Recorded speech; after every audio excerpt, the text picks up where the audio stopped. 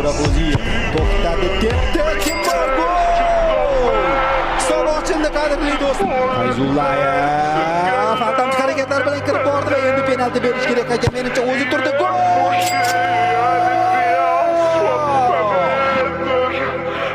Alisher Rodilov to'p yonida.